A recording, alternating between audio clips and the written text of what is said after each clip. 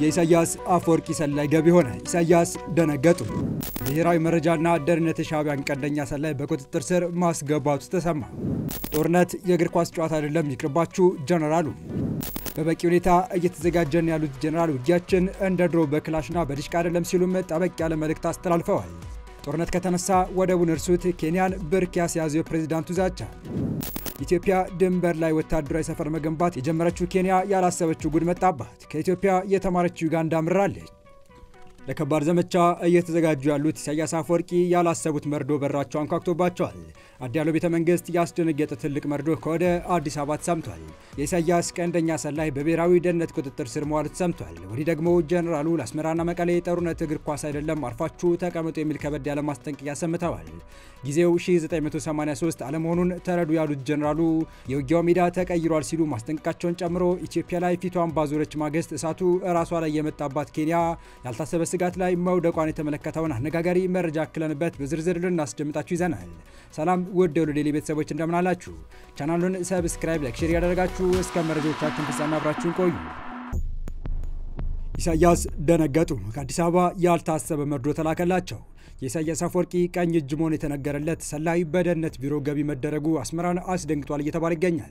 የኢትዮጵያ ብሔራዊ መረጃና ደህንነት የሻዕቢያን ቀንደኛ ሰላይ በቁጥጥር ስር ማስገባቱ ተሰምቷል። የደህንነት ምንጮች ያሾለኩት መረጃ እንዳመለከተው ከሆነ ስሙ ያልተጠቀሰው የሻዕቢያ ሰላይ ነዋሪነቱን አዲስ አበባ ካደረገ የሰነባበተ ሲሆን በጀርመን ኤምባሲ ውስጥ ተቀጥሮ በመስራት ላይ ሲሆን በዲፕሎማቲክ ሰራተኝነት ካባ ተሸፋፍኖ መረጃዎችን ወደ አስመራ አሳልፎ ሲሰጥ እንደቆየ የተነገረ ሲሆን ደህንነት መስሪያ ቤቱ የክትትል አባላት እጅ በወደቀበት ጊዜም የኢትዮጵያ መከላከያ ሰራዊት ከፍተኛ አዛዦች ሙሉ ፕሮፋይል፣ የመኖሪያ አድራሻ፣ የቤተሰብ ሁኔታና ወሳኝና የግል የሚባሉ እንቅስቃሴዎች ሁሉ ያካተተ ዝርዝር መረጃ አሰናድቶ ወደ አስመራ ለመላክ ጥረት እያደረገ እንደነበረን የተገለጸው።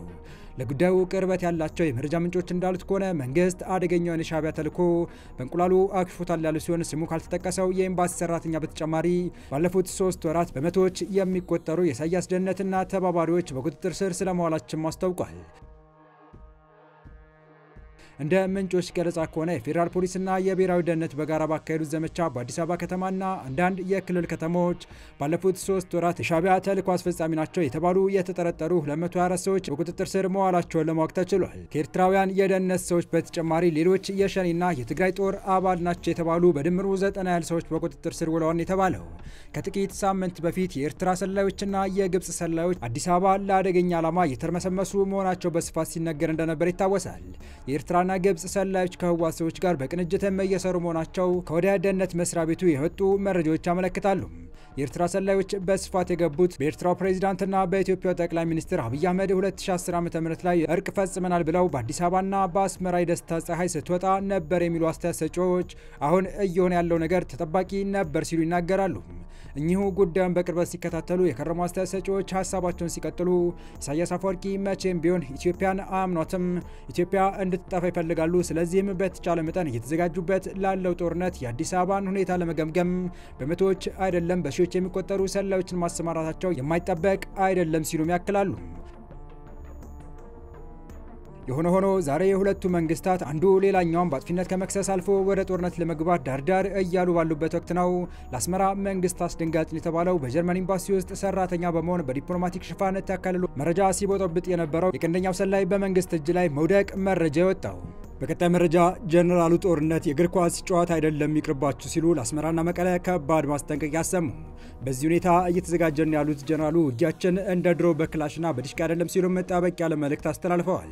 የመከላከያ ሰራዊቱ አዛዦች ሰራዊታቸው ለዘመቻ የሚያደርገው ዝግጅት ተጠናክሮ እንደቀጠለ መሆኑን እየተናገሩ ነው። የሜካናይዝድ የክፍለ ጦር አዛዦች የሆኑት ከፍተኛ መኮንን ህወሓት ከሻዕቢያ ጋር ተባብሮ ለአራተኛ ዙር ሊከፍት ያሰበውን ጦርነት ለመመከት እየተዘጋጁ መሆናቸውን የጠቀሱ ሲሆን ውጊያው የቴክኖሎጂ ነው፣ ጦርነት ኳስ ጨዋታ አይደለምና ይቅርባችሁ ሲሉም ለመቀለና አስመራ ባለስልጣናት ከበድ ያለ ማስጠንቀቂያ ሰምተዋል። ከጥቅምት 24 2013 ጥቅምት በፊት የሰሜን ዕዝ ምክትል አዛዥ የነበሩት ሜጀር ጀነራል አዳምነ መንግስቴ ከቀናት በፊት ከወደ ትግራይ ለአራተኛ ዙር እየተዘጋጁ ነው የሚል ገለጻ አቅርበው እኛም ዝግጅታችን ጨርሰን እየጠበቅን ነው ሲሉ ኮስተር ያለ መልእክት ያስተላለፉ ሲሆን ሌላኛው የመከላከያ ሰራዊት ከፍተኛ መኮንን የሆኑት ሌተር ጀነራል ዘውዱ በላይ ደግሞ አሁን ውጊያችን የቴክኖሎጂ ነው፣ ዛሬ 1983 አይደለም፣ ዛሬ ሌላ ጊዜና ሁኔታ ነው፣ እንድታውቁ የምንፈልገው አንድ ነገር እናንተ ስትዘጋጁ እና ኮማንዶ ስታስመርቁ ዝም ብለን አናይም፣ ብታርፉ ይሻላችኋል ሲሉ አስጠንቅቀዋል። በተያያዘ መረጃ የኢሳያስ ዶክትሪን የሚባል ነገር አለ። የዶክትሪን ኤርትራን ለማጽናት ኢትዮጵያን ጤና መንሳት የሚል ነው። ይህ ከ30 ዓመታት በላይ የኖረ ነው ያሉት የውጭ ጉዳይ ሚኒስትር ጌዲዮን ጢሞቴዎስ ፕሬዝዳንት ኢሳያስና ቡድናቸው በ1990 ኢትዮጵያን ከመውረር በፊት በዝባዥነት እንደነበረው አሁንም በሰሜን ኢትዮጵያ ግዛቶችን ተቆጣጥሮ እንደሚገኝ ትላንት በሰጡት ማብራሪያ መናገራቸው ይታወሳል። ሻዕቢያ ከውልደቱ ጀምሮ ኤርትራ የኔ ብቻ ኢትዮጵያ ግን የጋራችን የሚለው የበላይነት ፖሊሲ እንደሚከተል የገለጹት ዶክተር ጌዲዮን የኤርትራ ገዢ መደብ አሰብ ላይ ግርግር መፍጠር የሚፈልገው ከዚሁ ኤርትራ የብቻችን ኢትዮጵያ የጋራችን ከሚል እሳቤ በመነሳት ነው። ይህ ደግሞ ከድንበር ጦርነቱ በፊት ጀምሮ ችግር ሲፈጥር የቆየ አስተሳሰብ ነው ሲሉ ነገሮች እንዲስተካከል እየተሰራ ስለመሆኑ ተናግረው ነበር። በሌላ መረጃ የዩጋንዳው ፕሬዝዳንት የባህር በር ካላገኘን ጦርነት ይኖራል ማለታቸው ኬንያን ትልቅ ስጋት ላይ ጥሏል። በኢትዮጵያ ድንበር ላይ 3 ወታደራዊ ቤዝ ገነባል ያለችው ኬንያ በደቡብ በኩል ከባድ እሳት ተነስቶባታል። የምስራቅ አፍሪካ ማህበረሰብ አባል ሀገራት የሆኑት ኬንያና ኡጋንዳ በባህር በር ዙሪያ በቀረበ ጠንካራ አስተያየት ምክንያት በከፍተኛ ባለስልጣኖቻቸው መካከል የቃላት ምልልስ ውስጥ ከገቡ የሰነባበቱ ሲሆን አሁን የሁለቱ ሀገራት ውጥረት ልክ እንደ ኢትዮጵያና ኤርትራ ሁሉ ከባድ ጦርነት ሊያስነሳ ይችላል በሚል የበርካቶች ትኩረት ስቧል።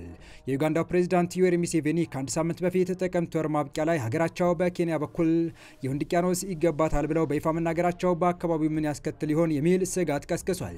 የፕሬዝዳንቱ ጠንከር ያለ ጥያቄንና ፈርጣማ አቋምን ተከትሎ አንዳንዶች በምስራቅ አፍሪካ ሀገራት መካከል ወደፊት ግጭት ሊቀሰቀስ ይችላል እያሉ ነው። ፕሬዝዳንት ሙሴቬኒ ይህንን የተናገሩት ቅዳሜ ጥቅምት 29 2018 ዓ.ም በሰጡትና በአገሪቱ ቴሌቪዥን ጣቢያ በተላለፈው ቃለ መጠይቃቸው ላይ ነው። ቃለ ምልልሱ የተካሄደው የምርጫ ቅስቀሳ እያደረጉ በነበሩበት በአገሪቱ ምስራቃዊ ክፍል በምትገኘው መንባሌ ከተማ ነበር። ፕሬዝዳንቱ በቃለ መጠይቃቸው ላይ የምስራቅ አፍሪካ ማህበረሰብ የመከላከያና የምጣኔ ሀብት ጥንካሬ ውህደትን ባብራሩበት ወቅት የባህር በር ባለቤትነት ጉዳይን አንስተዋል። ሙሴቬኒ አራቱ የምስራቅ አፍሪካ ሀገራት በኢኮኖሚያቸው ስፋት መሰረት ወታደራዊና የጠፈር ምርምርን ጨምሮ የቴክኖሎጂ እድገት እንዳላቸው ተናግረዋል። አፍሪካ እንዴት ራሷን መከላከል ትችላለች? የምጣኔ ሀብት ውህደት ኢኮኖሚዋን ያግዛል ሲሉ ተናግረዋል። ለዚህ ነው ለሰዎች የምነግራቸው ለምን አንድ መሆን እንዳለብን አታዩም? ምክንያቱም ኡጋንዳ የባህር ኃይል ማደራጀት ከፈለገች እንዴት ልትገነባ ትችላለች? እኛ ባህር የለንም ሲሉ ወደ ዋናው ጥያቄያቸው ተንደርድረዋል። ኬንያ የዩጋንዳ ቁልፍ የንግድና የአቅርቦት አጋር ብትሆንም በጋራ የነዳጅ ማስተላለፊያ መንገድ ለመገንባት እንዲሁም የባቡር መስመር ለመዘርጋት ተይዘው የነበሩ ፕሮጀክቶች እቅዶች እስካሁን ድረስ ተግባራዊ አልሆኑም። ፕሬዝዳንቱ ይህንን በተመለከተ ሲናገሩ ማብቂያ የሌለው ንግግር ከኬንያ አድርገናል። ባቡር መስመር በነዳጅ ማስተላለፊያ ግንባታ ምክንያቱም ሀገራችን በተፈጥሮ የባህር በር የላትም። ነገር ግን ውቅያኖስ ስለሆነ ይገባኛል። ምክንያቱም የኔ ውቅያኖስ የት አለ? ያ ውቅያኖስ ይገባኛል። ወደፊት ጦርነት ይኖራል። ወደፊት ወደ ጦርነት መግባታችን አይቀርም። ይህ የሙሴቬኒ አስተያየት በኬንያ ውስጥ በማህበራዊ ሚዲያ መድረኮችና በመደበኛ መገናኛ ብዙሃን ላይ የውይይትና የዘገባ ምንጭ ከመሆን አልፎ ቁጣን እያስተናገደ ነው። በኬንያ የውጭ ጉዳይ ሚኒስቴር ከፍተኛ ባለስልጣን የሆኑት ኮሪድ ሲንጎይ በሰጡት ምላሽ አገራቸው በዓለም አቀፍ ሕግ እንዲሁም የግዛት መብትንና የተፈጥሮ ሀብትን ለሚመለከት የሕግ ማዕቀፎች እንደምትገዛ በመጥቀስ የዩጋንዳ መሪ ሀሳብ ከሕግ ውጭ መሆኑን አመልክተዋል። ኡጋንዳ የባህር በር የሌላት ሀገር ስትሆን ፕሬዝዳንት ዩዌሪ ሙሴቬኒ የባህር ኃይል ስለመገንባት ያላቸው ፍላጎት እንዲሁም የህንድ ውቅያኖስን ያለምንም ገደብ የመጠቀም ፍላጎታቸው ሲናገሩ በምስራቅ አፍሪካ ውስጥ አዲስ ስጋት ፈጥሯል። ሙሴቬኒ ኡጋንዳ በባህር ዳርቻ ከሚገኙ ጎረቤቶች ኬንያና ታንዛኒያ ጋር ወጥ በሆነ መልኩ የባህር ላይ መብት እንዳላት በመግለጽ ያ የማይቻል ከሆነ ወታደራዊ እርምጃዎች ሊኖሩ እንደሚችሉ ፍንጭ ሰጥተዋል። የተወደዳችሁ የቻናላችን ቤተሰቦች ለአሁኑ ለእናንተ ይመጥናሉ ብታደምጧቸው ታተርፉባቸዋላችሁ ብለን የመረጥንላችሁ ዕለታዊ መረጃዎቻችን እስካሁን ያደመጣችኋቸው ነበሩ። በተመሳሳይ ሀገራዊና ቀጠናዊ ጉዳዮች እንዲሁም ዓለም አቀፋዊ የጂኦፖለቲካ ወታደራዊና አነጋጋሪ ክስተቶችን ለበለት ተከታትለን በትኩስ ይዘን እንደምንቀርብ እያሳወቅን የቻናሉ ቤተሰብ ካልናችሁ ሰብስክራይብ፣ ቪዲዮን ላይክ እና ሼር በማድረግ ተደራሽነታችን ታሰፉ ዘንድ አክብሮታዊ ግብዣችን ነው። አበቃን። ሰናይ ጊዜን ተመኘን።